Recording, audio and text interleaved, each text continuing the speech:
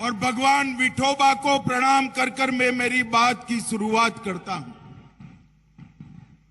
ये कर्नाटक का ये हिस्सा भगवान हनुमान की जन्मस्थली भी माना जाता है।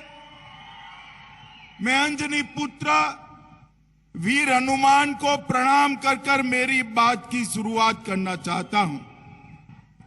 ये हक्का बुक्का की भूमि है, ये भूमि कृष्णदेव राय की भूमि है, ये भूमि यशवंतराव घोरपड़े की भूमि है।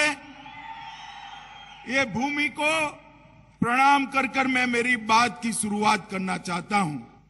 सबसे पहले मेरे आने में 2 घंटा लेट हुआ, इसके लिए मैं क्षमा प्रार्थी हूं। 2 हाथ जोड़कर आपसे क्षमा की मांग करता हूं। मुझे तो था कि संडूर के लोग, हॉस्पेट के लोग चले गए होंगे, मगर ये विशाल जनसभा बताती है 2 घंटा बाद भी आप बैठे हो, वो बताता है कि यहां पूर्ण बहुमत की भारतीय जनता पार्टी की सरकार बनने जा रही है।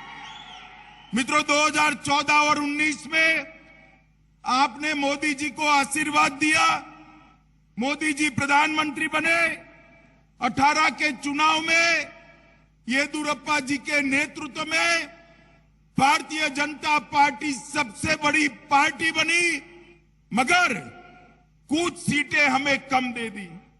और उसके बाद ये जेडीएस और कांग्रेस का सत्ता का खेल चालू हुआ, भ्रष्टाचार का केस चालू हुआ।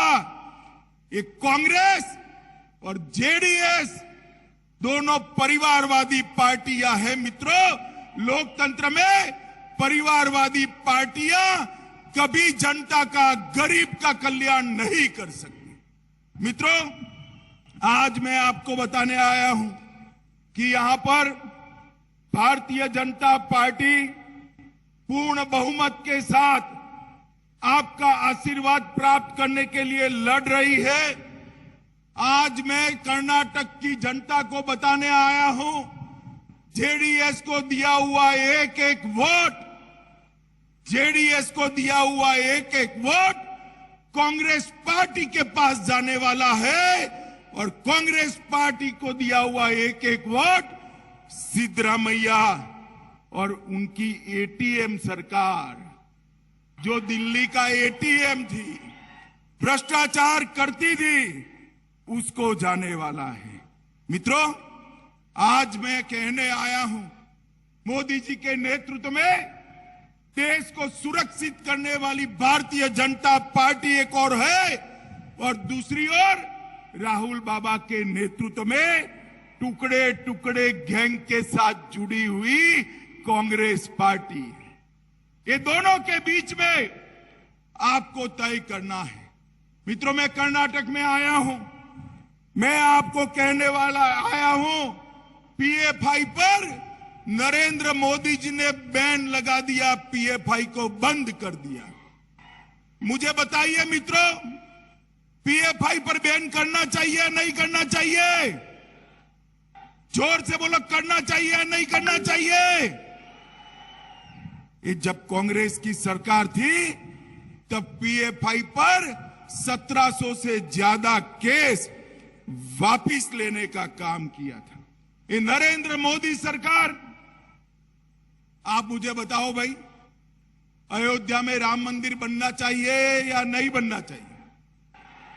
जोर से बोलो, बनना चाहिए या नहीं बनना चाहिए? सालों से कांग्रेस पार्टी इसको अटका रही थी, लटका रही थी, भटका रही थी। नरेंद्र मोदी जी को आपने 19 में प्रधानमंत्री बनाया, मोदी जी ने राम मंदिर का शिलान्यास कर दिया और भव्य राम मंदिर बनने जा रहा है। मित्रों, देश को सुरक्षित करना चाहिए या नहीं करना चाहिए? जोर से बोलो, करना चाहिए या नहीं करना चाहिए?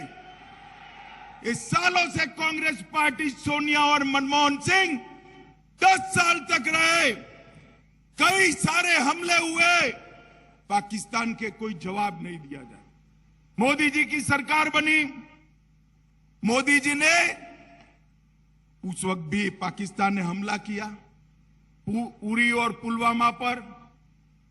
10 ही दिन में सर्जिकल स्ट्राइक और एयर स्ट्राइक कर पाकिस्तान के घर में घुसकर आतंकवादियों का सफाया कर दिया। माताओं, भाइयों, बहनों, मोदी जी ही देश को सुरक्षित कर सकते हैं। मोदी जी ही देश को समृद्ध कर सकते हैं।